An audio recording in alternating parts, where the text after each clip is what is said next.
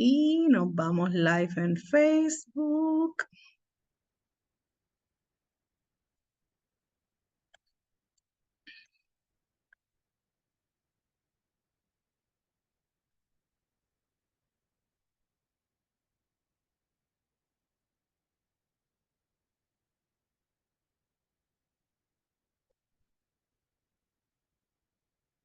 También. Me pueden Sí, hablar. buenas noches. Me pueden hablar. Buenas noches, buenas noches.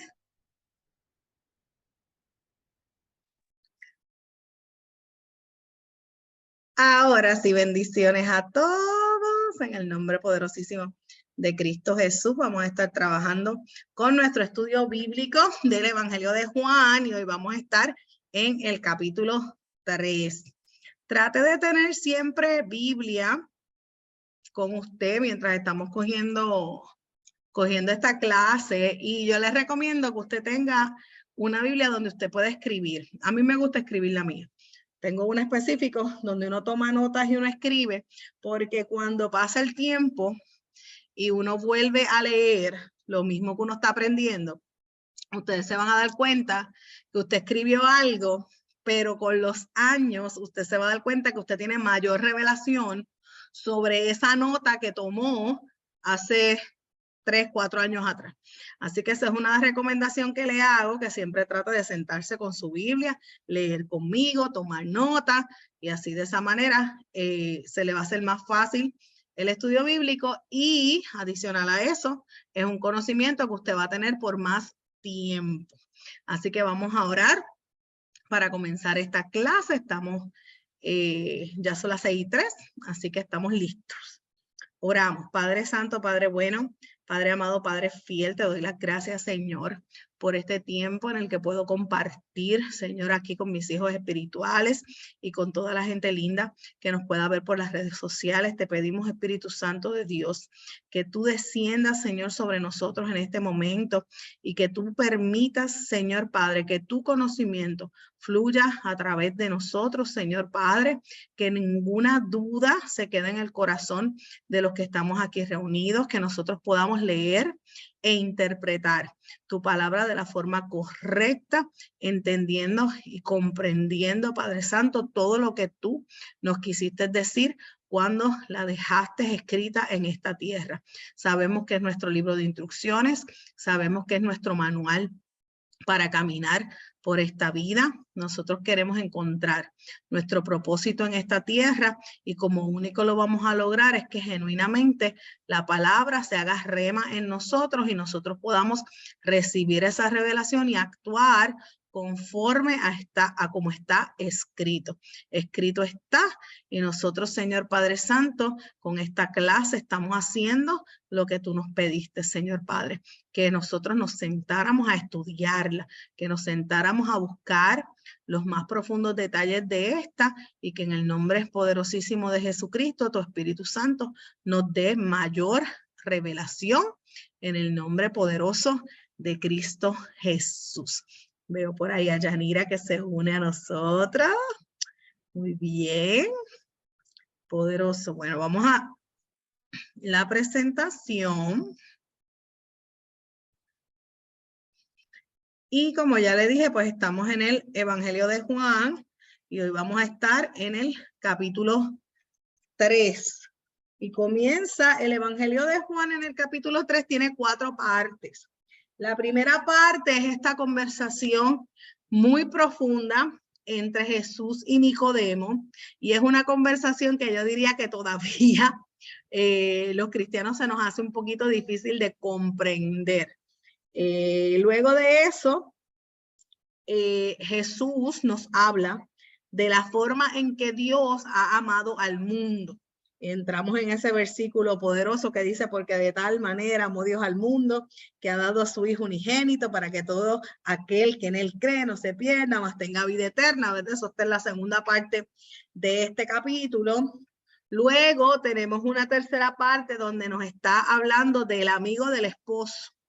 Entendiendo que una de las cosas que Jesucristo siempre ha tratado es de que nosotros hagamos un paralelismo entre la iglesia como esposa, él es el esposo, y que él está usando la institución matrimonial como el ejemplo por el cual nosotros, la iglesia, nos tenemos que regir, ¿verdad? Bajo esa estructura de Cristo como cabeza. Cristo como cabeza, entonces él usa estos ejemplos a través de el matrimonio, Cristo siendo el esposo, la iglesia siendo la esposa, para que nosotros podamos entender mejor cómo tiene que ser esa relación entre él y nosotros. Y la última parte de este capítulo nos está dando unos detalles a nivel espiritual de Jesucristo como este único ser humano que ha estado en el cielo en su totalidad y que ha bajado a esta tierra y que es 100% hombre. Nosotros sabemos que es 100% Dios, pero es tratando de que la gente entendiera que él venía de arriba y que él tenía un conocimiento que el resto de nosotros no podíamos tener. Así que este capítulo 3 se divide en estas 4 partes. Las vamos a ir viendo y estudiando en lo que resta de la clase, ¿verdad? Y voy a empezar con el capítulo, el versículo 1, que dice: había un hombre de los fariseos que se llamaba Nicodemo, un principal entre los judíos. Y antes de continuar leyendo y de continuar discutiendo el capítulo, una de las cosas que quiero que usted entienda y que aprenda bien es que era un fariseo. ¿Por qué? Porque en el tiempo de Jesús habían 4 escuelas, podemos decir religiosas en ese tiempo. Y no todos pensaban lo mismo y no todos actuaban de la misma manera y no todos creían en lo mismo. Así que eso no era muy diferente a lo que vivimos ahora, ¿verdad? Que somos cristianos, pero dentro del cristianismo pues hay muchas doctrinas diferentes. Hay personas que practican unas cosas y creen en unas cosas, hay personas que creen en otras cosas. Entonces, una de las cosas que nosotros debemos entender dentro del pueblo de Cristo es que Jesucristo nos mandó a amarnos, amar al prójimo como a nosotros mismos, y que hay muchas cosas que no tienen nada que ver con la salvación. Ni qué me pongo, qué ropa uso, si me maquillo, si no me maquillo. Ese montón de cosas que a veces las personas están pendientes. Y cuando nosotros vamos a la vida eterna y cuando nosotros vamos a lo que nos incluye en el pueblo de Jesucristo, nosotros tenemos que entender que lo importante es la salvación del alma. La salvación del alma es lo más importante, y que todo el resto de las cosas son externas, y que si unos creen en una cosa y otros creen en otra, pues la realidad es que eso no es tan importante como algunas personas lo cogen como muy personal, ¿verdad? Y quieren ser muy firmes en creencias que son sobre las cosas externas y no las internas. Y cuando hablamos de Jesús y hablamos del Señor, lo que importa es lo que está en el corazón. Obviamente, damos ejemplo en las cosas externas de lo que tenemos por dentro, pero la realidad es que el Padre Eterno, Jesucristo, lo que miran es nuestro corazón y cómo nosotros estamos enfocados en cada día parecernos más a Él y en cada día ser mejor. Así que voy a comenzar con estas 4 escuelas y voy a comenzar con la de los saduceos. Esta era una. Y esto era más un partido político que una secta, ¿verdad? Que una secta religiosa. Lo integraban los aristócratas, los ricos y los sacerdotes. Este grupo no creía en la vida futura y la retribución, porque no creían en la resurrección ni en la inmortalidad. Tampoco creían en los ángeles, tampoco creían en los demonios. Esperaban al Mesías, pero recelaban de cualquier movimiento mesiánico. Se acomodaban al régimen establecido a condición de que se respetara la religión, y se consideraban los conservadores del yavismo. Yavismo viene de la palabra Yahweh, auténticos de la Torá. Así que si vemos esto, estos no estaban interesados, se puede decir así, en tener ninguna experiencia espiritual. Esto es lo que es, esto es lo que está escrito y de ahí en adelante pues no me interesa más nada. Ni resurrección, ni inmortalidad, ni si hay ángeles, ni si hay demonios y cualquier cosa que tenga que ver con el Mesías pues lo estamos esperando, pero aquí hay un poquito de falta de fe, pero cualquier movimiento que sea mesiánico, como que venía por ahí el Mesías, pues ellos eran bien celosos con eso y los recelaban.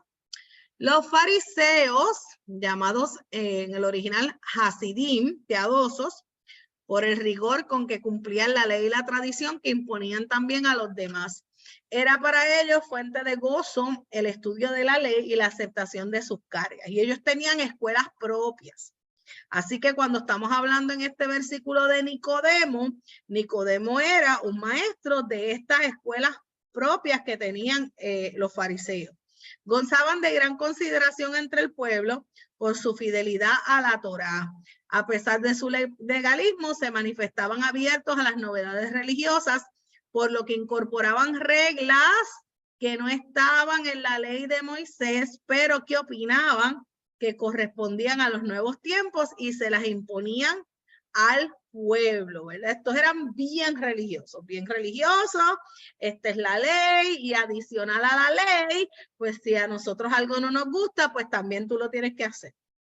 Creían en los ángeles, creían en los demonios, esperaban la llegada del reino de Dios y tenían ambiciones nacionalistas para Israel, ¿verdad? Acuérdense que en este tiempo Israel estaba bajo el imperio romano, entonces ellos querían que Israel fuera una nación y además de que querían que fuera una nación, ellos también rechazaban cualquier contaminación cultural, así que no te podías casar con alguien que no fuera judío, ¿verdad? Porque la raza había que preservarla. Las próximas dos escuelas de estudiosos de la ley en aquel tiempo eran los celotas, era una ala de los fariseos que no reconocían a otro maestro más que a Dios. Rechazaban la pasividad de los fariseos y pretendían acelerar la llegada del reino de Dios mediante la lucha contra el opresor romano. La motivación de sus acciones era básicamente religiosa, pero eran confundidas con agitación política. Así que en este tiempo, este grupo en particular eran los que estaban más opuestos a esa invasión romana que estaba viviendo el pueblo de Israel en el tiempo de Jesucristo. Los esenios se alejaban de la vida ya vista normal, hacían de la Torá una regla de vida, pero introducían al espíritu. No solo se preocupaban de la pureza comunitaria en cuanto al pueblo elegido por Dios para los últimos tiempos, sino que promovían también la experiencia de la piedad individual.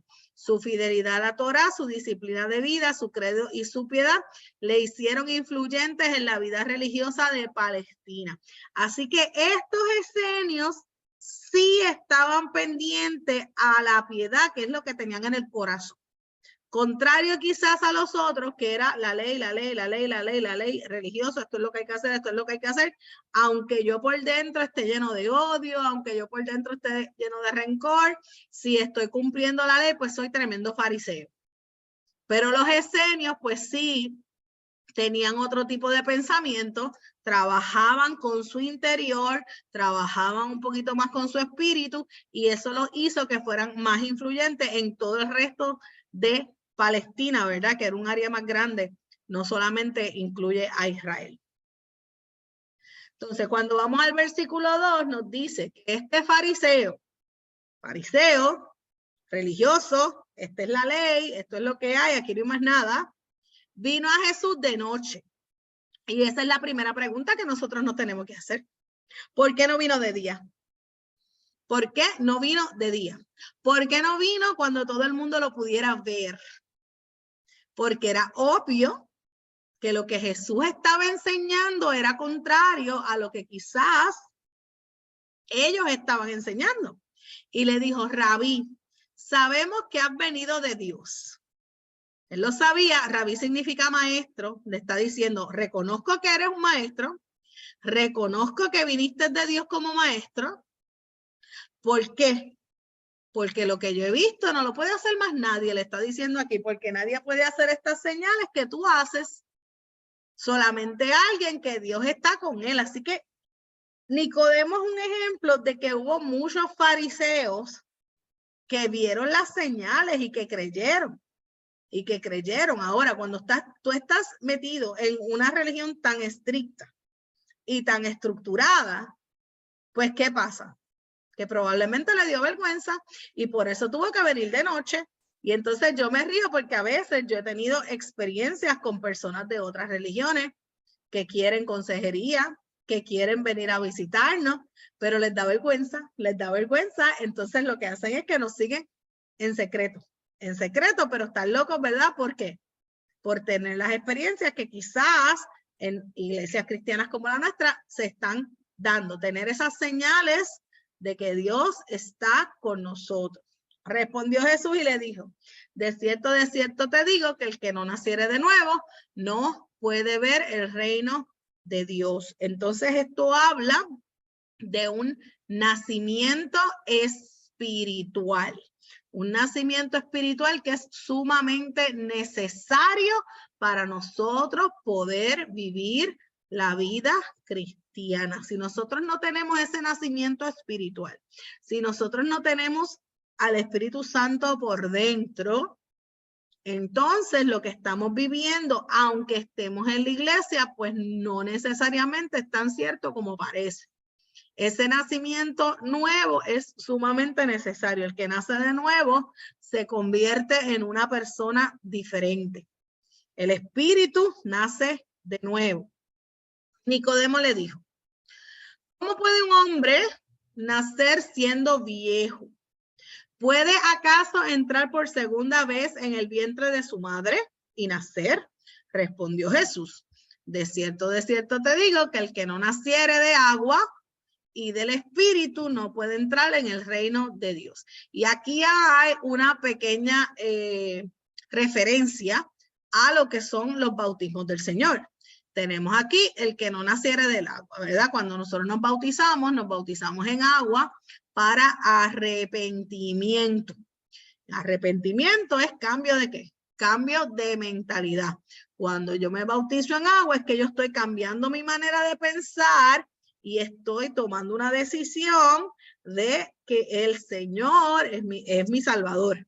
Es mi Salvador y de que yo lo voy a seguir de ahora en adelante, que voy a seguir sus estatutos, que voy a estudiar su palabra, que voy a orar, que voy a ayunar. Esa decisión es lo que nosotros recibimos en el bautismo de agua. Por eso es que nosotros no creemos en bautizar bebés, porque los bebés no pueden tomar ¿qué? Este tipo de decisiones. Los bebés no tienen la capacidad de aceptar al Señor como su Salvador, porque son bebés, no tienen la mente todavía no se ha desarrollado lo suficiente. Ahora, también dice aquí que hay que nacer ¿de qué? Del Espíritu. Entonces, esto nos deja saber que hay otro tipo de nacimiento. Nosotros tenemos que tener un nacimiento espiritual. Y yo diría que esto es algo que la gente no lo entiende hasta que no lo ha vivido. Hasta que tú no tienes ese bautismo del Espíritu Santo, la gente no lo entiende. Porque créeme, el día que el Espíritu Santo a ti te bautiza, ese día tú te vas a dar cuenta y no te vas a confundir, La Biblia habla de bautismo del Espíritu Santo, la Biblia habla del soplo del Espíritu Santo en Juan capítulo 21, lo veremos cuando estemos llegando a esos capítulos. Y es diferente. El soplo te capacita para unas cosas, pero ya el bautismo es otra cosa. Pero como esa no es la clase de hoy, lo voy a dejar ahí. Entonces dice, lo que es nacido de la carne, carne es. Y lo que es nacido del espíritu, espíritu es. Nosotros en Gálatas usted va a ver cuáles son las obras de ¿qué? De la carne. Alguien que vive en la carne tiene un tipo de comportamiento.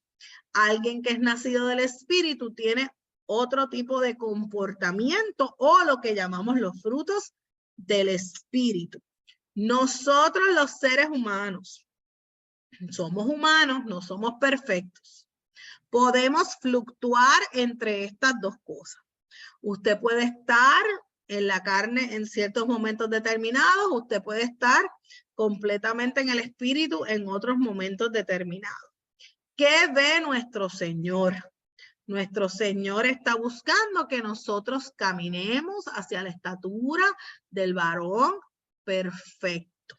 La Biblia dice que todos nuestros pecados ya fueron llevados a la cruz del Calvario. Así que nosotros, cuando hemos nacido de nuevo, nosotros podemos reconocer que en ciertos momentos nos fuimos y hemos actuado en la carne. Y cuando esto ocurre, nosotros tenemos esa capacidad de pedir perdón y que las misericordias de Dios sean nuevas sobre nuestra vida y que el Padre Eterno nos siga limpiando y nos siga acercando más a Él y nosotros cada día nos parezcamos más a Cristo.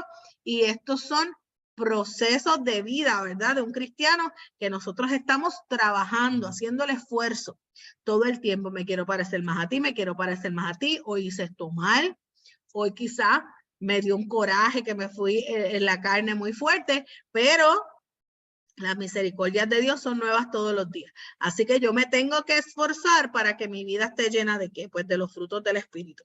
¿Verdad? El gozo, la paz, la paciencia, la mansedumbre, todas esas cosas que ya hemos visto en otros momentos determinados. Así que Jesús le está diciendo que usted tiene que nacer del agua y usted tiene que nacer del Espíritu. El que no entra en el Espíritu, el que no nace del Espíritu, no puede entrar en el reino de Dios. Y no puede entrar, no puede entrar. No puede entrar en el reino de Dios. No se puede. Hay muchas personas que quieren entrar en los reinos espirituales sin tener a Jesucristo, sin haber nacido del agua, sin haber nacido del Espíritu. No funciona, no llega. No llegas y no llegas. No te maravilles de que te dije, pues es necesario nacer de nuevo. El viento sopla de donde quiere y oye su sonido, mas ni sabes de dónde viene ni a dónde va. Así es todo aquel que es nacido del Espíritu. Y cuando dice aquí que no sabes de dónde viene y no sabes a dónde va, es el fluir del Espíritu Santo de Dios en nuestra vida. En el fluir del Espíritu Santo de Dios en nuestra vida, la gente no sabe de dónde venimos. ¿Por qué? Porque lo que se ve ahora probablemente no representa lo que tú eras hace unos años atrás. Y quizás tú que conoces tu testimonio, que conoces todo lo que Dios te ha cambiado y todo lo que has crecido y todo lo que has caminado, tú puedes decir, a mí Dios me sacó de tal sitio, de tal sitio, de tal sitio. Pero cuando la gente te conoce, la gente no sabe de dónde tú vienes, no tienen ni idea de dónde te has sacado. Ahora, aquí también dice que ni a dónde va. Así es todo aquel que es nacido del Espíritu. No sabes a dónde va porque alguien que realmente está bien metido con el Señor y bien metido en las cosas del Espíritu, tiene unos futuros grandiosos que ahora mismo la gente te mira y jamás piensan que en 5, 6, 7 años tú vas a alcanzar lo que el Padre Eterno tiene para ti. O sea que cuando alguien te ve, alguien que está lleno del Espíritu, tú eres como el viento. Sopla de donde quiere, oye su sonido, pero no sabes ni a dónde viene, ni de dónde viene, ni a dónde va. Porque quien fuiste es muy diferente a quien eres ahora y quien eres ahora eres muy diferente a quien vas a ser. Porque las cosas que Dios hace, Él las hace grandes. Él las hace poderosas y Él tiene grandes planes contigo. Tiene grandes planes contigo. Entonces respondió Nicodemo y le dijo, ¿cómo puede hacerse esto? Respondió Jesús y le dijo, ¿eres tú, maestro de Israel, y no sabes esto? Entonces Nicodemo le está diciendo, ¿cómo puede ser esto? Pues Nicodemo no entiende el ejercicio del crecimiento. No entiende que la gente ni se sabe de dónde vienen, ni saben a dónde van. No entiende esto. ¿Por qué? Porque es botella lo que está viviendo. ¿verdad? Eso es como cuando uno está en la escuela elemental, te dieron un vocabulario, te lo aprendiste, te lo aprendiste, te lo aprendiste, te lo aprendiste, te lo aprendiste, te lo aprendiste, te lo aprendiste, y así le pasa a los estudiosos de la ley y a la gente que no tienen revelación. Entonces, sé mucho en papel, me lo embotellé, pero no puedo seguir el fluir del que el Espíritu Santo está hablando aquí. Ese fluir no está. Ese fluir no está, ¿por qué? Porque se vive de forma mecánica. Respondió Jesús y le dijo, ¿eres tú maestro de la ley y no sabes esto? Y yo lo estaba predicando esta semana y yo decía, a mí me hubiera dado vergüenza que me diga, ¿eres tú la pastora de Casa del Dios de Jacob y no sabes esto? Así de importante es que nosotros estemos ¿en qué? En nuestro crecimiento, todo el tiempo aprendiendo, todo el tiempo creciendo, que si nos encontramos con Jesucristo y Jesucristo quiere tener una conversación con nosotros como la que tuvo con Nicodemo, que por lo menos nosotros sepamos las cosas espirituales y las podamos entender.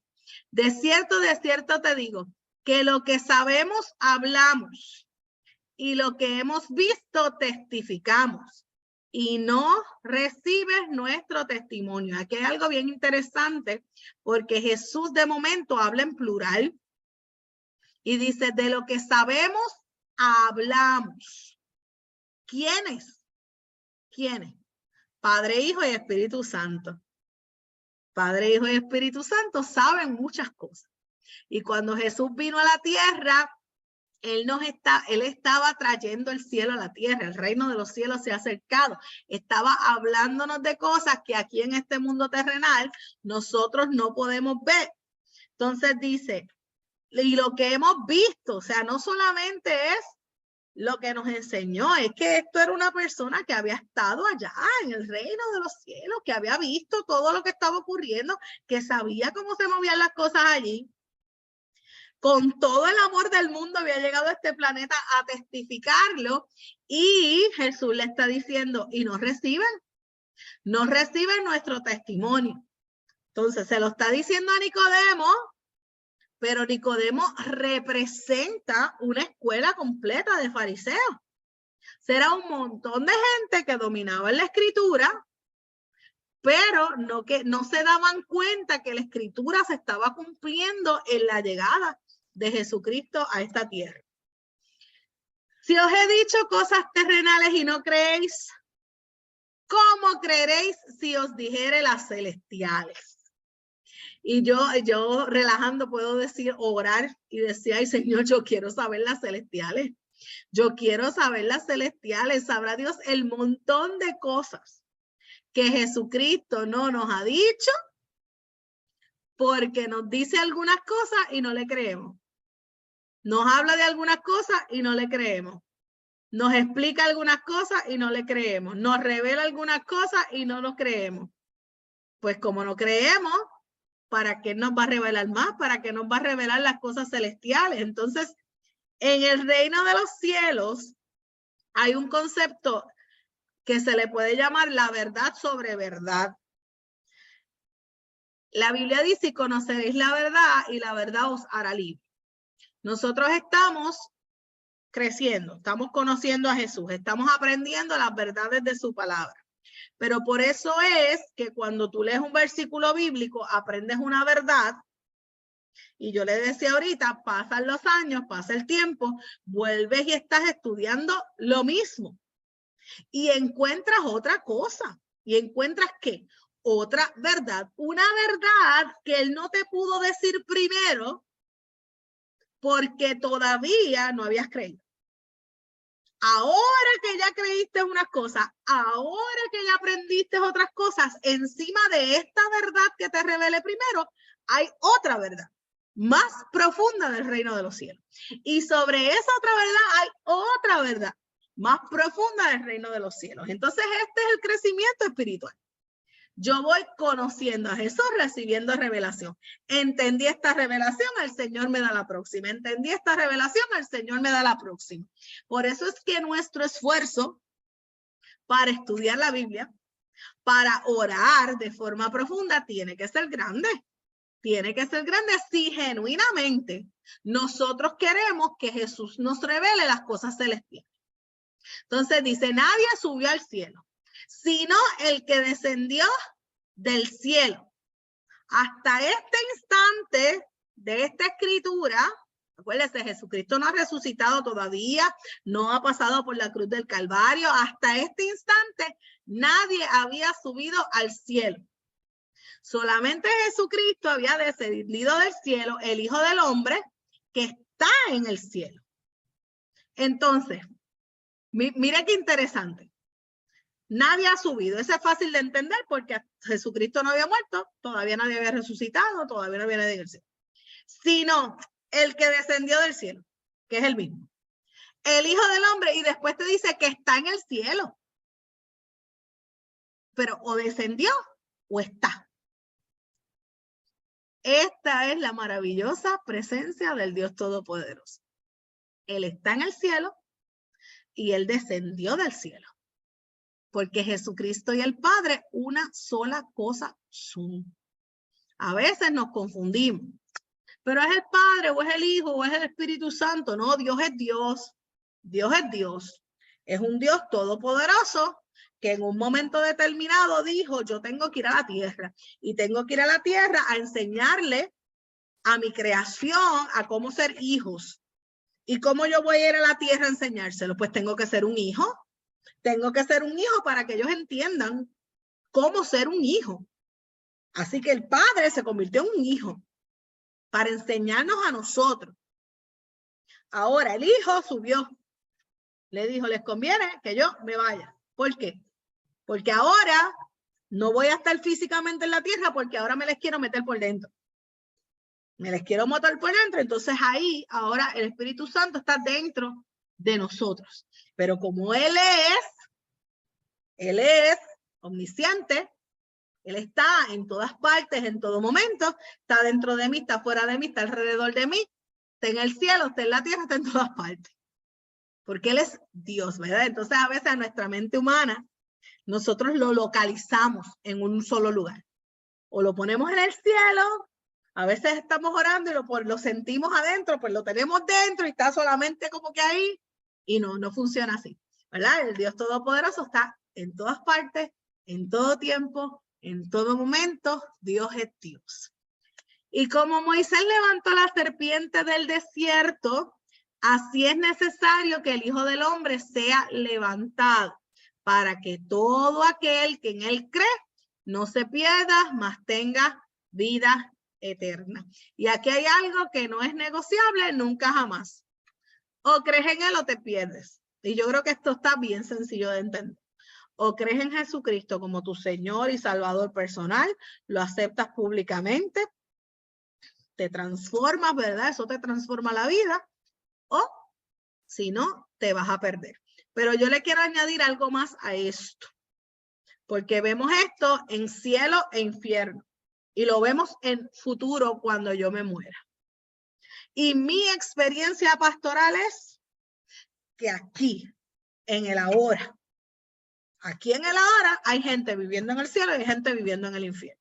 Y usted lo sabe. Usted vive, usted ve la gente y usted sabe que Dios no vive dentro de ellos y están viviendo situaciones bien difíciles. A veces no saben cómo salir de las cosas y con simplemente permitirle a Jesucristo que entre en su corazón y que comience a trabajar con ellos, la vida podría ser transformada para siempre. Así que hay un reino futuro, creemos en eso, creemos en el cielo, creemos en el infierno, pero tenemos que trabajar también con nuestro presente. ¿Cómo está nuestro presente? ¿Estás en el cielo o estás dentro de un mundo de tinieblas? Y esto es bien poderoso cuando uno lo entiende. ¿Por qué? Porque cuando yo sé que todos los días de mi vida yo tengo que estar en el reino de los cielos, cuando yo me salgo, yo me doy cuenta. Yo me doy cuenta y yo puedo regresar.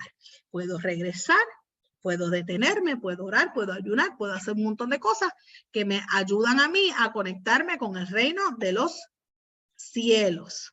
Los que tengo acá en el Zoom, ¿alguna duda hasta aquí? ¿Alguien me quiere comentar algo? ¿No? ¿Estamos bien? Esta es la primera parte de este capítulo 3. Ahora vamos a la segunda parte, que es la que comienza con: de tal manera amó Dios al mundo que ha dado a su Hijo unigénito, para que todo aquel que en él cree no se pierda, mas tenga vida eterna.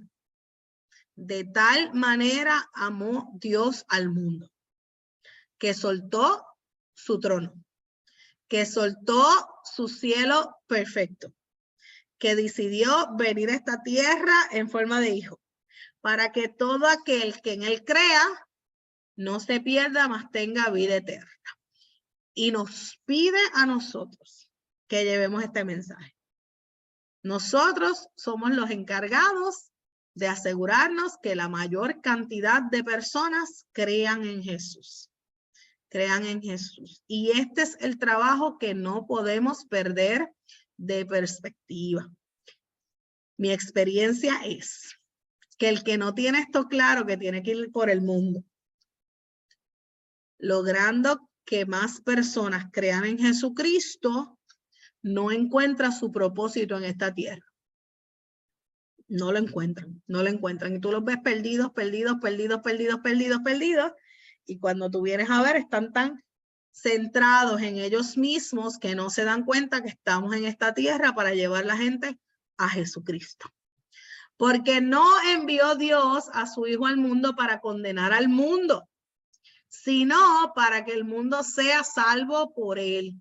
Aquí nos habla del corazón de Dios. El corazón de Dios, el Señor no quiere condenar a nadie. El Señor quiere que el mundo sea salvo por él. El que en él cree no es condenado, pero el que no cree ya ha sido condenado, porque no ha creído en el nombre del unigénito Hijo de Dios. Así que creer es el único requisito. Nada más. Solamente creer en Jesucristo, con ese requisito, ya tú eres salvo y ya puedes tener acceso a la vida eterna. Y esta es la condenación, que la luz vino al mundo y los hombres amaron más las tinieblas que la luz, porque sus obras eran malas. Jesucristo viene todo el tiempo a nosotros, ¿verdad? Él es la luz, él vino al mundo, ¿verdad? En este momento, él lo está diciendo literal porque él está en la tierra en este momento. Pero en el caso de nosotros, a nuestro mundo tiene que llegar la luz. Y es ese momento donde Jesucristo viene a nuestro mundo. Y en mi mundo, yo como hombre, como mujer, tomo decisiones. Yo decido si voy a amar más las tinieblas o si voy a amar más a la luz. Entonces, creo en Jesús, pero decido continuar con todos los pecados habidos y por haber, que yo sé que la palabra dice que son pecados. Estas son las obras. Eran malas. Eran malas. Pues no estoy creyendo nada. Esa luz del mundo no está dentro de mí porque yo sigo escogiendo entre Dios y las malas obras y me estoy quedando con mis malas obras. Y a veces nosotros tenemos que recapacitar. ¿Por qué? Porque las malas obras comienzan desde la más mínima murmuración hasta el pecado más grande de adulterio, fornicación o asesinato que usted pueda cometer. Siguen siendo malas obras. Y siguen siendo cosas con las que nosotros tenemos que trabajar todos los días, todos los días, todos los días, todos los días, todos los días. Y caer en pecado es sumamente fácil. Sumamente fácil. Tú puedes estar ahora, llevas todo el día en santidad, todo el día en santidad, todo el día en santidad. Y de momento pasó cualquier cosa, hay que arrepentirnos, pedir perdón, activar esa sangre de Cristo sobre nosotros, porque ya esa sangre de Cristo se fue derramada por el perdón de nuestros pecados. Porque todo aquel que hace lo malo aborrece la luz. Aborrece. No me digas que crees en Cristo y sigues haciendo cosas malas. Porque la realidad es que lo estás aborreciendo en el mundo espiritual. Y no viene ninguna luz para que sus obras no sean reprendidas. Mas el que practica la verdad viene a la luz para que sea manifiesto que sus obras son hechas en Dios. Así que nosotros, ¿qué vamos a practicar? La verdad. Practicamos la verdad, viene la luz y sus obras son hechas en Dios. O sea, las obras de nosotros son hechas en Dios. Así que todo lo que hacemos dice a quién estamos representando en esta tierra. Vamos ahora a hablar un poquito del amigo del esposo. Dice aquí, después de esto vino Jesús con sus discípulos a la tierra de Judea y estuvo allí con ellos y bautizaba. Juan bautizaba también en Enón junto a Salim porque había allí muchas aguas y venían y eran bautizados porque Juan no había sido aún encarcelado. Y habíamos visto en el mapa donde estaba Judea. Ahora están separados, Juan está bautizando por un lado, Jesús está bautizando por otro lado. Y dice, entonces hubo una discusión entre los discípulos de Juan y los judíos acerca de la purificación. Y vinieron a Juan y le dijeron, Rabí, mira que el que estaba contigo al otro lado del Jordán, de quien tú diste testimonio, bautiza y todos vienen a él. O sea, le fueron con el chisme. Mira, Juan, tú eras el que bautizaba. Hasta ahora, al que conocíamos que bautizaba, al que habíamos visto bautizado, era a ti. Le dicen Rabí, Juan, tú eres nuestro maestro. Pero tú sabes aquel con el que tú estabas al otro lado del Jordán, ese, que tú diste buen testimonio. Es más, tú lo bautizaste. Y ahora todos están viniendo a él. ¿Se puede ver el chisme? Respondió Juan y dijo, no puede el hombre recibir nada si no le fuere dado del cielo.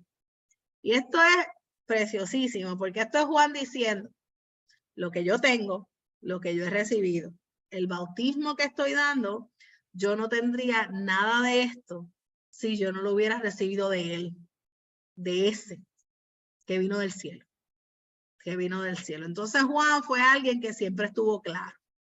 ¿Verdad? De que había uno mayor que él y que él había estado en esta tierra con un propósito, pero que todo lo que él tenía fue el mismo Jesucristo quien se lo entregó. Vosotros mismos me sois testigos de que dije, yo no soy el Cristo, sino que soy enviado delante de él. Y ahora él comienza a dar esta explicación sobre el amigo del esposo. Y dice, el que tiene la esposa es el esposo. El que tiene la iglesia es Jesucristo, que es el esposo. Mas el amigo del esposo, que está a su lado y le oye, se goza grandemente de la voz del esposo. Así pues, este es mi gozo cumplido. Es necesario que él crezca para que yo mengüe. Pero quiero entrar un poquito y profundizar en lo que es el amigo del esposo. Y para poder entender esto, tenemos que ir a entender cómo eran las bodas judías en aquel tiempo, porque el amigo del esposo era una persona que tenía unas responsabilidades en la boda y era un oficio asignado. El amigo del esposo es el que hace los arreglos de la boda. En este tiempo, ¿verdad? No nos dice mucho, pero la costumbre judía, el amigo del esposo se le llamaba en el original Soshben, que era ese era el nombre que se le daba y tenía la responsabilidad de todas las cosas del matrimonio. Era la persona encargada, lo primero que hacía era pedir la mano de la novia a sus respectivos padres. Él organizaba la boda. Él repartía las invitaciones. Él presidía todo el banquete nupcial. Él tenía que estar pendiente de que no faltara nada. Y una vez concluida la celebración, tenía que dirigirse hacia la cámara nupcial. Mire esto, el amigo del novio aquí tiene un significado bien interesante y bien profético. Y dice, estando allí, debía asegurarse de que todo estaba en orden. Así que él era el que entraba y chequeaba el cuarto, donde iba a haber intimidad en su momento. Y muy importante su trabajo de vigilar la presencia de algún intruso cerca de aquel lugar. Era una tarea que la hacía con mucha precaución. Y solo abría la puerta cuando escuchaba la voz del esposo, quien se anunciaba en medio de la oscuridad. Cuando la voz era identificada, él se llenaba de mucho gozo, pues sabía que su trabajo estaba terminado. Lo último que hacía era cerrar la puerta para que los amantes entraran en su luna de miel. El amigo del esposo era el que estaba pendiente si esa esposa que acababa de casarse con él era pura. El esposo, con su sonido, ¿verdad?, le hacía saber si la mujer con la que él estaba era una mujer completamente virgen, completamente pura. Así que el amigo del esposo tenía una responsabilidad bien grande. Él no envidiaba al esposo o a la esposa. Esta era su tarea y ahora su gozo era asegurarse, ¿verdad? Él decía, mi amigo está feliz. Mi amigo está feliz en su noche de bodas porque ha tenido la intimidad correcta. Entonces, cuando llevamos esto a lo que él está diciendo aquí, que se está refiriendo a Jesucristo, que él está diciendo, yo estoy aquí para ser testigo de que Jesús encuentre aquí a su esposa y que ellos puedan tener la intimidad de la forma correcta. Por eso nosotros tenemos que orar. Por eso nosotros tenemos que adorar. Porque lo que Juan estaba siendo el amigo del esposo en ese momento era ¿para qué? Para asegurarse que hubiera una iglesia que tuviera intimidad con Jesucristo. Jesucristo quiere enseñarte cosas que no le ha enseñado a nadie. Cosas que ojo no vio, ni oído escuchó, y no ha bajado al corazón del hombre. Jesús puede hacer esto contigo. Entonces estamos tan acostumbrados a que me lo enseñen, a que me enseñen a Jesús. Y eso es bueno, yo lo felicito, usted está aquí en esta clase. Pero no es lo mismo que alguien te enseñe de Jesús a que tú logres tener esa intimidad con él, a que tú logres tener esa relación donde Jesucristo mismo te esté dando las revelaciones de su reino. Y esto es bien necesario para que nosotros como cristianos crezcamos, para que nosotros como cristianos nos desarrollemos. Con que alguien me lo enseñe no es suficiente. Y decía Juan aquí, es necesario que él crezca para que yo mengue. El que de arriba viene es sobre todos. El que es de la tierra es terrenal y cosas terrenales habla. El que viene del cielo es sobre todos. Está repitiendo. Y lo que vio y oyó, esto testifica. Y vuelve y dice, es como una, yo diría que es como una frustración, y dice, y nadie recibe su testimonio. Porque él vino a su pueblo, nosotros fuimos adoptados luego, pero la realidad era que Jesucristo venía a su pueblo judío, el pueblo que el Padre le había entregado. El que recibe su testimonio, este atestigua que Dios es veraz. Él estaba ahí. Dios es real, Dios es real, Dios es real, Dios es real, el cielo es real, todo lo sobrenatural es real, la sanidad es real, la prosperidad es real, todo lo que quizás nosotros no estamos viendo en nuestra vida, mire, todo esto es real, esta es la verdad, esta es la verdad, esta es la verdad. Si sigue pensando en las cosas de la tierra, usted es terrenal. Las cosas del cielo están muy por encima de lo que usted está viviendo ahora mismo. Bien, bien, bien por encima. Recibamos lo que él vio y lo que él oyó y lo que quiso traernos. No podemos seguir, ¿verdad?, permitiendo, porque todavía a estas alturas lo hacemos. Dejamos que las cosas que están pasando en la tierra nos parezcan que son la verdad.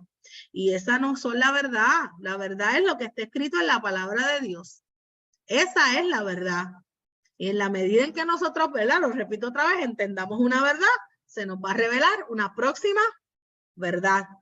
Y usted debe analizar en cuántas mentiras usted está viviendo. Mire esto, no es cuántas mentiras usted dice. No es si usted es una persona mentirosa o no. es en cuánta mentira usted está viviendo. Porque si usted está viviendo en pobreza, usted está viviendo en una mentira. Si usted está viviendo en un matrimonio demasiado difícil, ahí hay una mentira. Ahí hay muchas mentiras del enemigo que está todo el tiempo atacando nuestra mente y haciéndonos creer que esas cosas son normales y haciéndonos creer que no podemos salir de ellas. Y nosotros sí podemos salir de ellas. La palabra nos dice que el Padre Eterno quiere más cosas para nosotros. La palabra nos dice que cosas mayores haremos nosotros. Pero nosotros tenemos que creerlo. Tenemos que creer en Él, pero también tenemos que creerle a Él. Y a veces es fácil creer en Él. Ahora, lo difícil es creerle a Él, a lo que Él dijo. Y nosotros sí lo hemos recibido. Nosotros sí sabemos que Dios es real. Así que tenemos que comportarnos como eso, como gente que sabemos que Dios es real. Entonces dice, porque el que Dios envió, las palabras de Dios hablan. Pues Dios no da el Espíritu por medida. Porque el que Dios envió, nuestro Jesucristo, las palabras de Dios hablan. Todo lo que Él dijo, lo dijo Dios. Pues Dios no da el Espíritu por medida. Tú no tienes un chispito del Espíritu Santo. El Espíritu Santo está ahí. Ahora, tú decides si lo dejas manifestarse o no. El Padre ama al Hijo y todas las cosas ha entregado en su mano. El que cree en el Hijo tiene vida eterna, pero el que rehúsa creer en el Hijo no verá la vida, sino la ira de Dios está sobre él. Que mucho nos gusta decir, Dios te está cuidando, Dios esto, Dios lo otro, Dios te está bendiciendo, Dios, ¿verdad? Y a veces decimos oraciones a personas que no creen en Cristo, que no creen en Cristo. Entonces, pensamos que hay una bendición sobre toda la gente y sobre todo el planeta. Y yo creo que el mensaje de Jesucristo es claro. El que rehúsa creer en el Hijo no verá la vida, sino que la ira de Dios está sobre él. Está sobre él. Nosotros tenemos a Dios. Tenemos vida eterna y tenemos la oportunidad de tener una vida grandiosa aquí. Aleluya, aquí la tengo. Ave María, me quedan 6:53. Perfecto. Pregunta. ¿Dudas antes de irnos? ¿Comentarios? Yo tengo pregunta. Aleluya, dime. Quiero saber, sorry que no tengo la cámara prendida, que estoy guiando. Quiero saber lo que acaba de decir, por ejemplo, que cuando decimos, mira, sabes, Dios está contigo, etcétera, no es real porque la persona no vive una vida en comunión con el Señor, pero existe la posibilidad, por ejemplo, como por misericordia a los padres que oran por a lo mejor por ese joven, o en respuesta a alguna petición de algún familiar que sí está, ¿verdad?, en comunión con el Señor, ¿verdad?, tiene protección sobre la vida de esa gente o está con esa gente o no. Ok.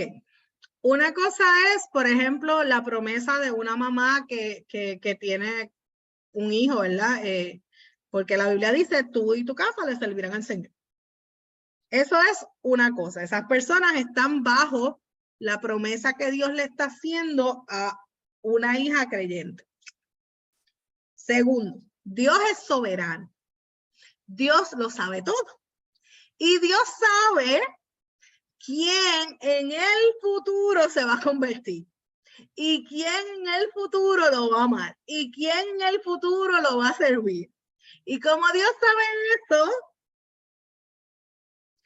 hay personas que están bajo unos cercos de protección, como le pasaba a Job, que estaba bajo un cerco de protección, a causa de que Dios ya sabe que esa persona en el futuro va a tomar la decisión de aceptarlo como Señor y Salvador. Ahora, hay unos que ya el Señor también sabe que que lo que hay es condenación para su vida. ¿Contesté? Sí, contestada la pregunta. Ok. ¿Alguna otra pregunta?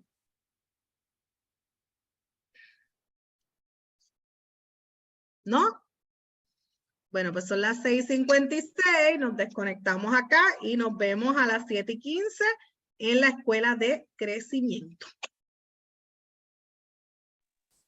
Bye, nos vemos ya mismo. Bye. Amén, bye bye. Está poderosísima. Sí, brutal, Gracias. espectacular. Bye.